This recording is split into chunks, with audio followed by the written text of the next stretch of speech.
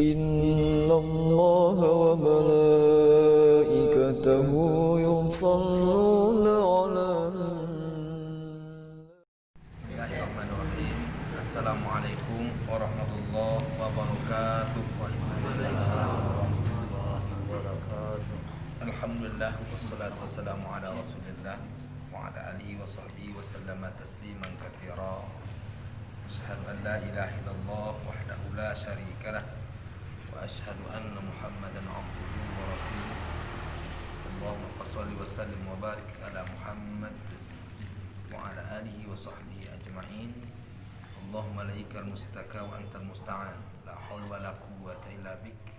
Subhanaka la ilma lana illa ma 'allamtana innaka antal alimul hakim. Wa tub 'alaina innaka antat tawwabur rahim.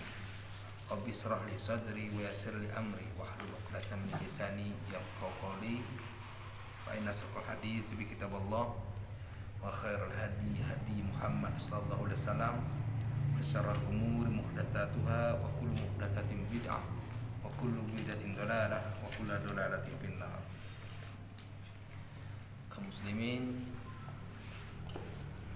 anggota kajian malam Rabu Masjid Ibrahim yang sama-sama kita hormati, diri muhadirat rahimani wa iyyakum ajma'in. Pertama sekali malah sama-sama kita bersyukur kepada Allah Subhanahu wa taala atas limpahan rahmat dan karunia-Nya kepada kita semua. Pada malam ini Allah memberikan kita kesehatan, kekuatan dan kesempatan sehingga kita dapat meluangkan waktu kita untuk sejenak mengkaji agama kita. Mungkin dari latar belakang pendidikan kita yang tidak sama, tetapi untuk Islam, untuk mengilmui tentang Islam wajib ada pada kita. Semoga Allah senantiasa memberikan kita kesehatan dan kekuatan untuk senantiasa mengkaji agama yang datang dari Allah Azza wa Jalla.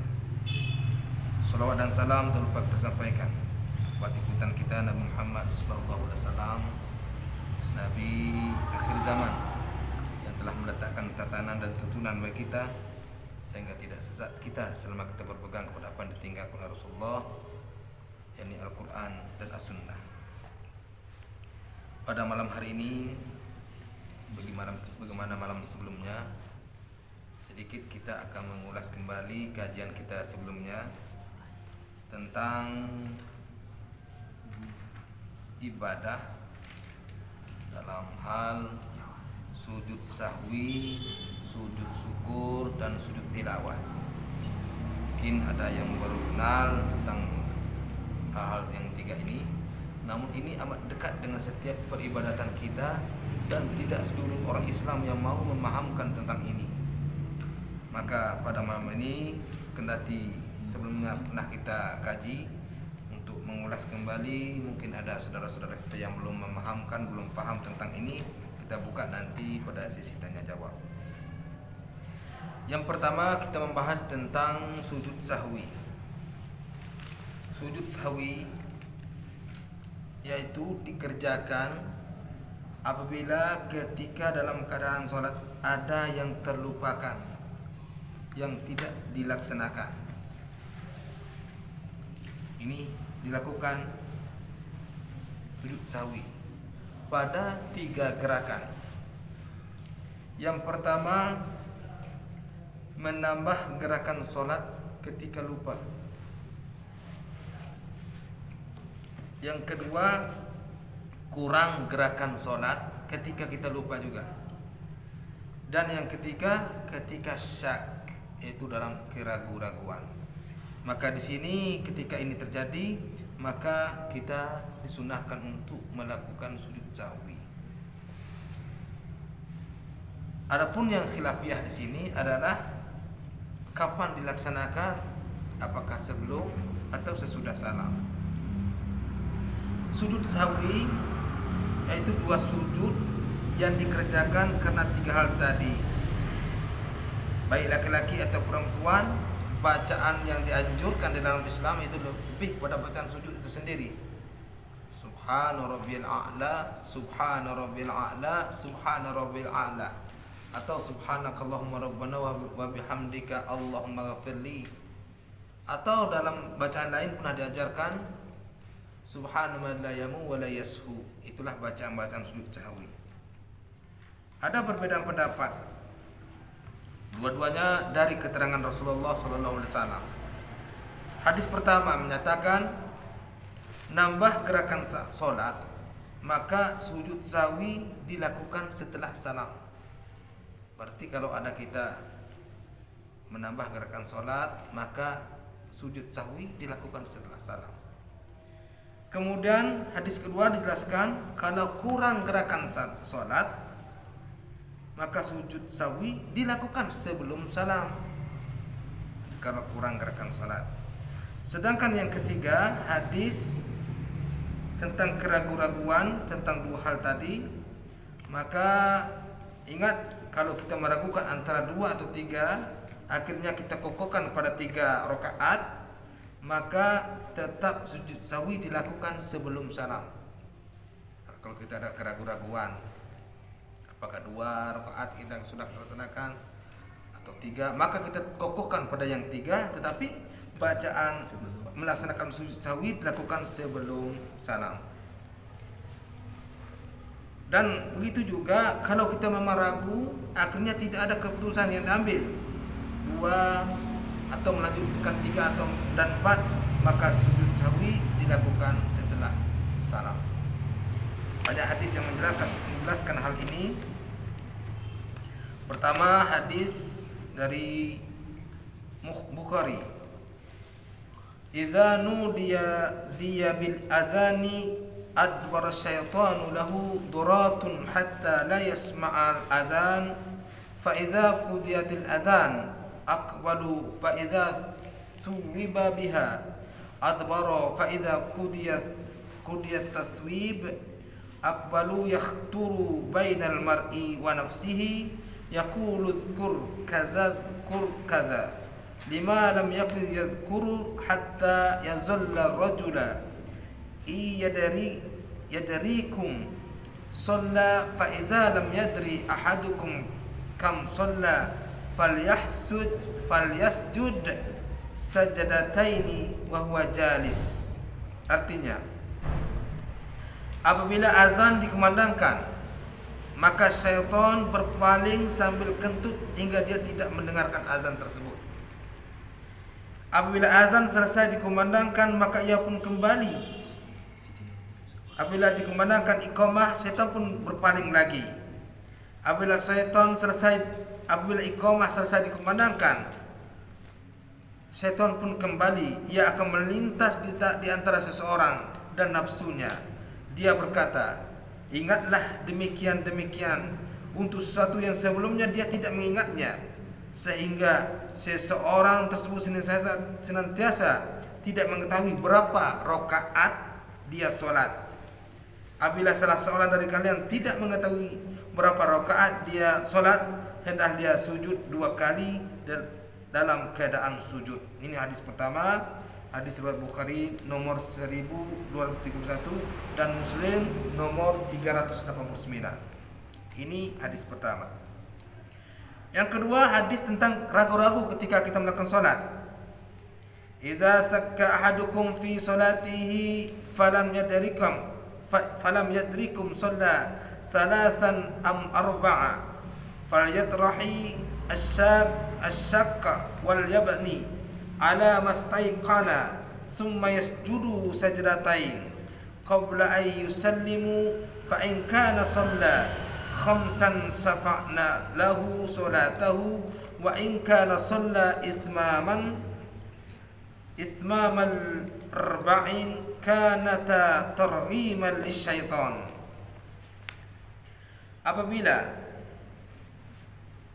Apabila salah seorang dari kalian ragu dalam salatnya dan tidak mengetahui berapa rakaat dari salat, 3 atau 4 rakaat, maka bangkit dari keraguan dan ambillah dengan keyakinan.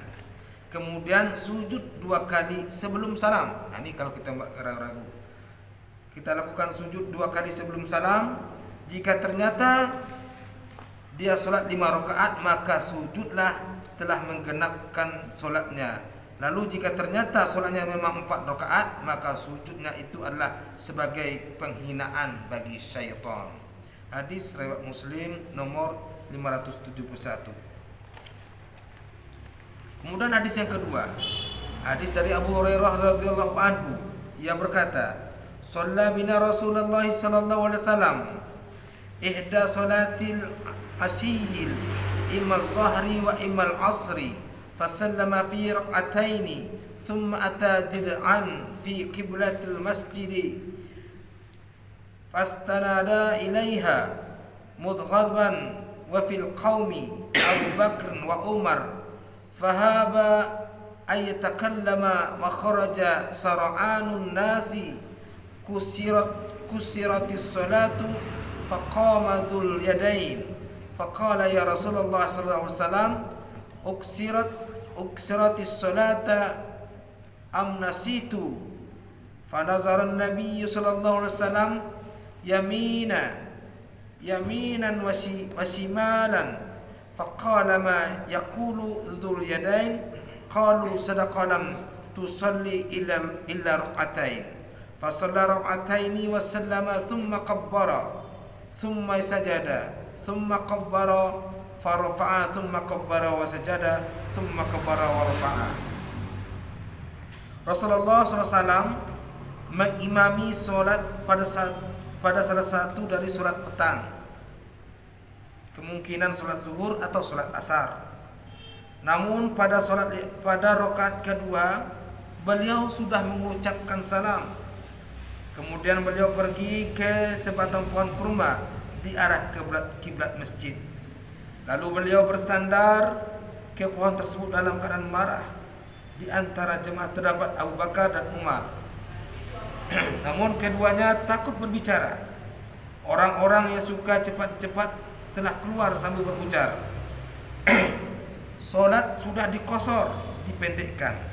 Sekonyong-konyong berdirilah Dzul Yadain seraya berkata, "Wahai Rasulullah, apakah solat sudah dipendekkan atau anda lupa?" Kata Dzul Yadain. Nabi SAW menengok ke kanan dan ke kiri, lalu bersabda, "Betulkah apa yang engkau katakan itu, wahai Dzul Yadain?" Jawab mereka, "Betul, wahai Rasulullah. Engkau solat hanya 2 rakaat. Engkau solat hanya 2 rakaat lagi." Lalu memberi salam. Sesudah itu beliau bertakbir, lalu bersujud, kemudian bertakbir lagi. Lalu beliau bangkit, kemudian bertakbir lagi. Kemudian bertakbir lagi. Lalu beliau bangkit, kemudian dia bertakbir lagi. Lalu beliau sujud kedua kalinya. Sesudah itu bertakbir, lalu beliau bangkit. Hadis riwayat Bukhari nomor 1229 dan Muslim nomor 573. Hadis yang sebelum salam.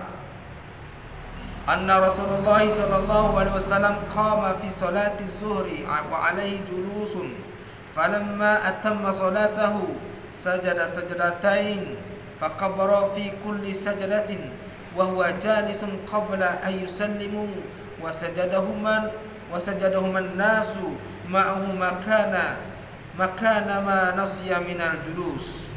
Rasulullah pernah melaksanakan salat zuhur namun tidak melakukan duduk tasyahud.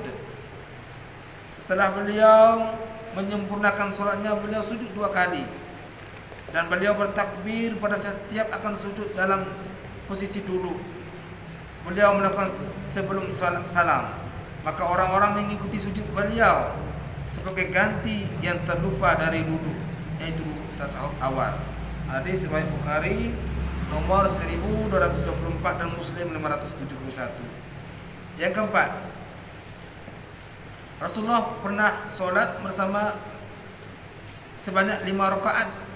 Dan kami menyaksikan para sahabat, "Wahai Rasulullah, apakah engkau menambah dalam solat?" Maka Rasulullah berkata, "Memang ada apa tadi?" kata Rasulullah. Para sahabat berkata, "Engkau telah mengerjakan 5 rakaat." Lantas beliau bersabda, "Sesungguhnya aku hanyalah manusia semisal kalian. Aku bisa memiliki ingatan yang baik sebagaimana kalian. Begitu pula aku bisa lupa sebagaimanapun kalian. Setelah itu beliau melakukan 2 kali sujud sahwi. Hadis riwayat Muslim nomor 571. Ini tentang sujud sahwi. Artinya sujud sahwi dilakukan karena dalam keadaan lupa. Bacaan yang seperti kesepakatan tadi bisa dibaca subhana rabbiyal a'la atau subhanakallah rabbana wa bihamdika allahumma ghafirli, atau boleh dibaca subhana man la yamu wa la yasfu. Allah berfirman, wa la taqrabus shalah wa antum kusala. Janganlah kamu mendekati salat sedangkan kamu dalam keadaan malas. Ini sering terjadi. Ketika salat malas, maka kita sering lupa dalam salat. Yang kedua, tentang sujud tilawah,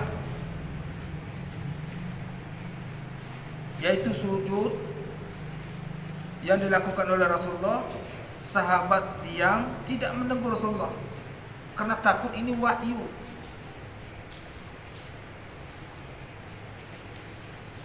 Maka sujud tilawah dilakukan kalau mendengar ayat, khususnya 2 hal.